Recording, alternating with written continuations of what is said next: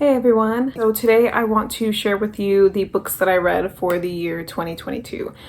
I'm gonna kind of go through this a bit quickly. I just wanted to share these books just in case any of you are looking to read something new or are just interested in seeing what other people read. I like watching videos like this, so maybe this might be of interest to some of you.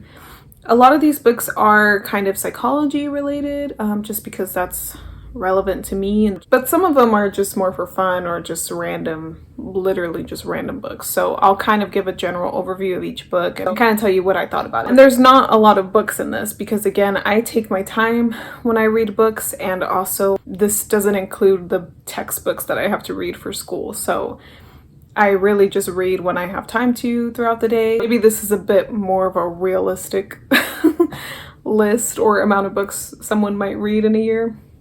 I don't really know. Some of these books I also haven't fully finished, but I'll let you know which of those books I haven't finished. So we'll start off with the first book that I read, and this is actually one that I haven't finished.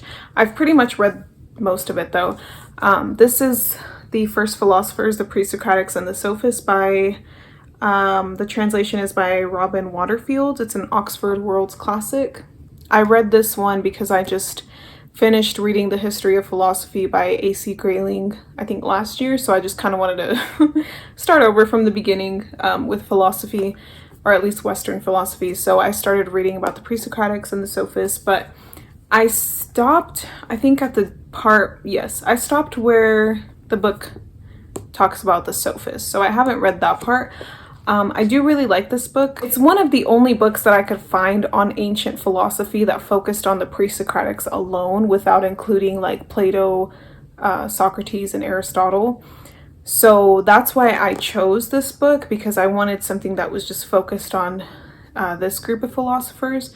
So if you're looking for a book like that, this one is good. The next book that I read was The Body Keeps the Score. Now I actually got this one for school. It was one of the books that it wasn't like a textbook required for the class, but my teacher wanted us to kind of discuss it because it was relevant to the class that I was taking at the time.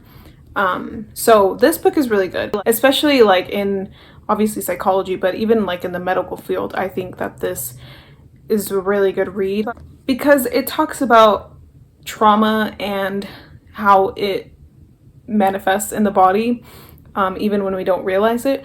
So I think that this is a really good book because it kind of, I feel like this might be the direction that we're headed towards in like the field of psychology and counseling and things like that, or even like in the helping fields, just to understand like the connection of trauma and its effect on the body.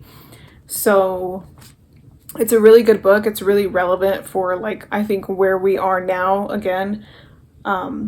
And it kind of gives you a different perspective, a new way of looking at trauma and how it affects the body. So yeah, I really recommend reading this book. It's a really good book.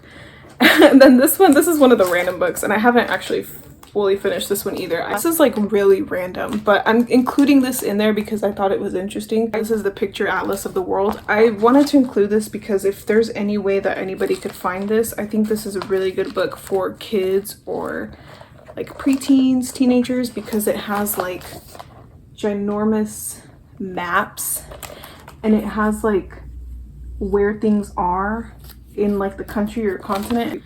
It's basically like a geography book, but it's an easy geography book. So it's really cool. I like the pictures and it's really interesting. I haven't finished it yet, but it's interesting. The next book that I read was Man and His Symbols by Carl Jung. This book, I freaking love this book so much. This book is actually the one that kind of led me to read the next book that I'm going to talk about, that I actually ended up making a whole video on. Because this book is really deep. What's interesting though is that Carl Jung only wrote like the first part of the book, and then everything else after that is just like other people who studied like everything associated with Carl Jung, and they just kind of like expanded on it. So not everything written in here is by Carl Jung, but you get enough from him and then a lot of other people writing about these topics. So it's still a really good book, and I definitely recommend reading this one, especially if you're interested in like symbolism, mythology, metaphors, and understanding and interpreting dreams. This is a really good book.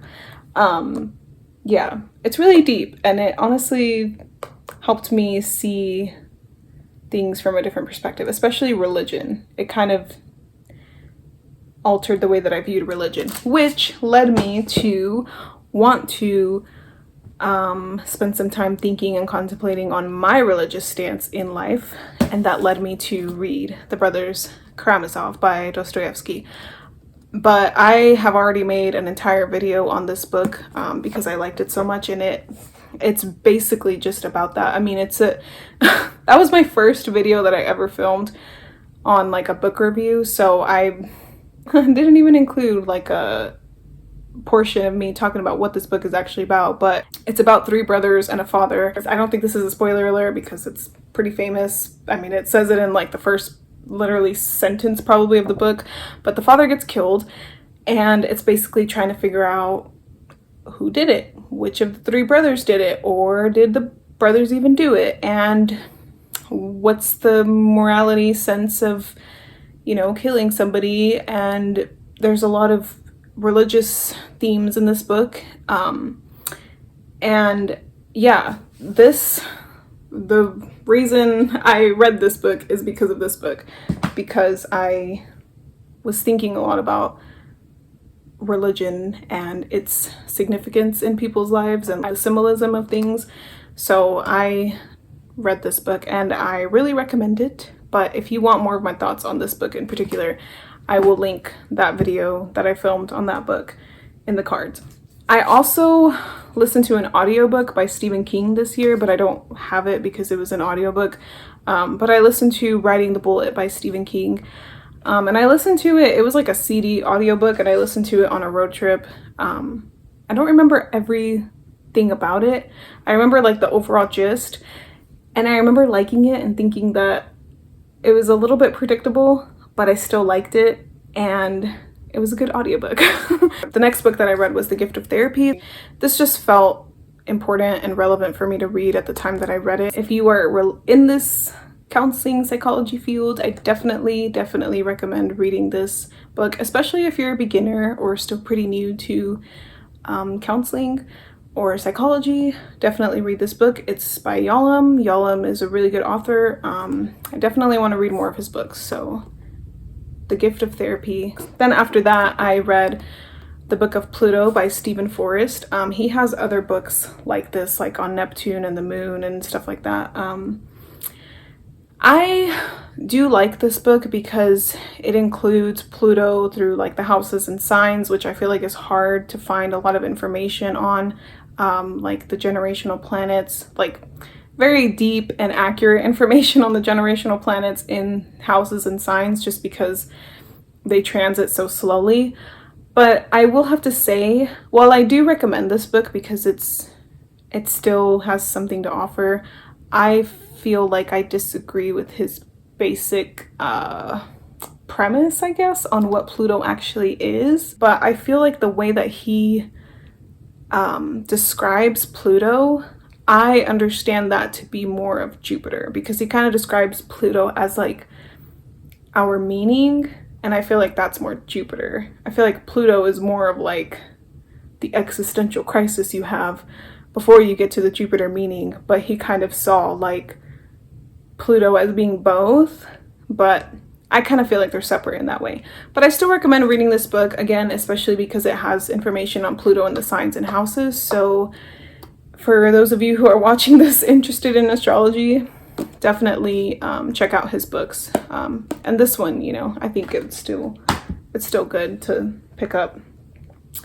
After that, I read It by Stephen King. I checked that one out at the library, so I don't have an actual physical copy with me, but that's another one that I did a video on, so I will link that video in the cards as well. I love that book. So if you want to hear more about my thoughts on It by Stephen King, I will link that one in the cards for you. After I read It, I read this book on the Greek gods by Evslin Two Evelyn's and Hoops. I don't know. I literally found this one randomly at a used bookstore. It's really not that long.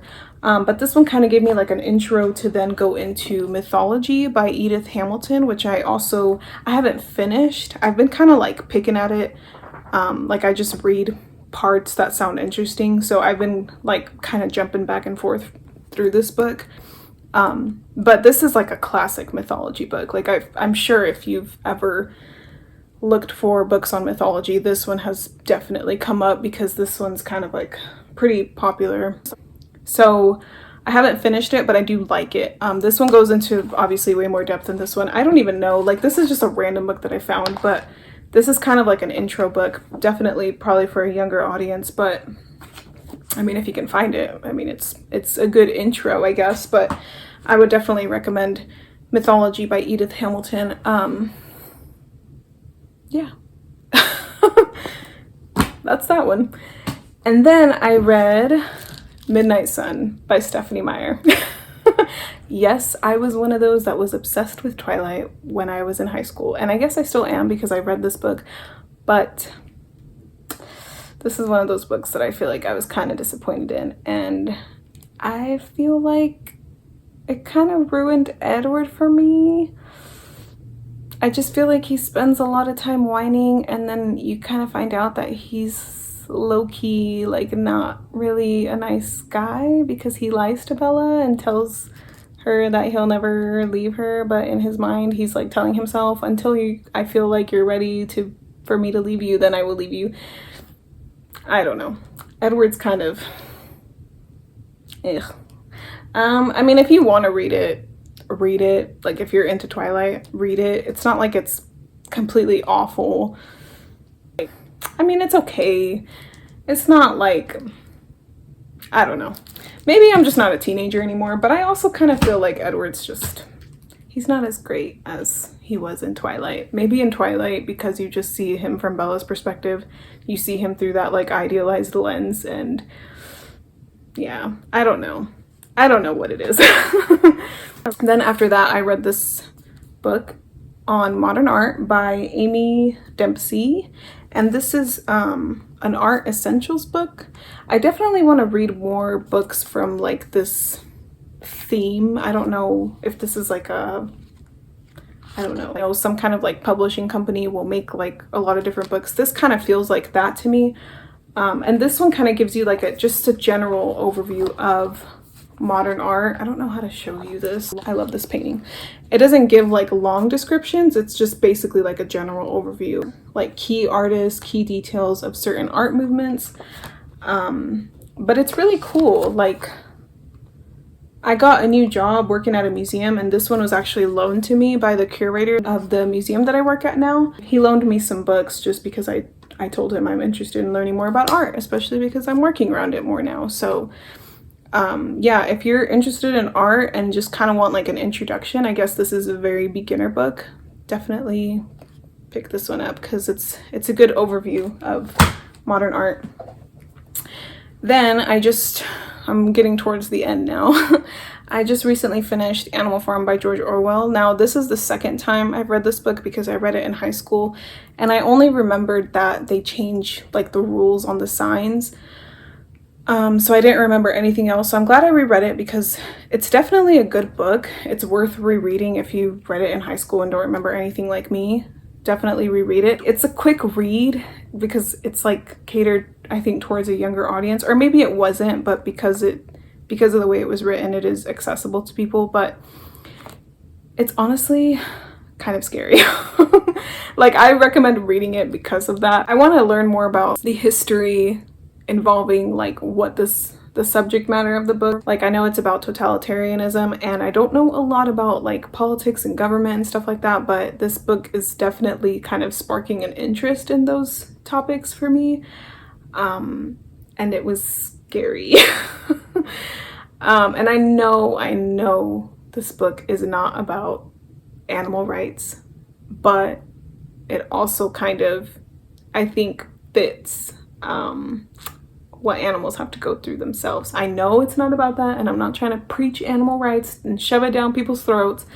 I know that, but I think art writing, music, anything is subjective, and I think that it is up for interpretation. You know, it's just how you interpret it. I think that art can have multiple meanings. I think that this is in some ways, in a lot of ways, relevant to what animals have to go through just as like sentient beings on this planet. But obviously, yes, of course, for like totalitarianism, totalitarian governments, yes. And it's terrifying in that sense as well. So now, since this is like the end, I literally just finished this book like, I don't know, a few days ago. I'm like at the end of the year. I am currently reading this book on play therapy that my friend loaned me, but I also am wanting to get a new book. I probably won't finish it before the year ends if I get a new book now, or maybe I will, I don't know. But the next book, if I'm gonna get another book, just because I'm making this video, it will probably be The Wisdom of Insecurity by Alan Watts, because that one's been on my mind to read. And so I think that's the one that I'm gonna order and read next. So I guess that's like the end of my list for 2022. I'll probably start it when I get it, and then I don't know if I'll finish it before the end of the year. That's the last book. Haven't started it yet, but that one's next on the list. So I hope you enjoyed this rambly video, and I hope you found something interesting in there that maybe you might want to pick up for yourself or recommend to somebody else. And I hope everyone's having a good end of the year, and let me know what you've read this year, or what you're planning to read, or what you're wanting to read, what you're currently reading, and let me know what you think about these books or this video. And thank you for watching. I'll see you next time.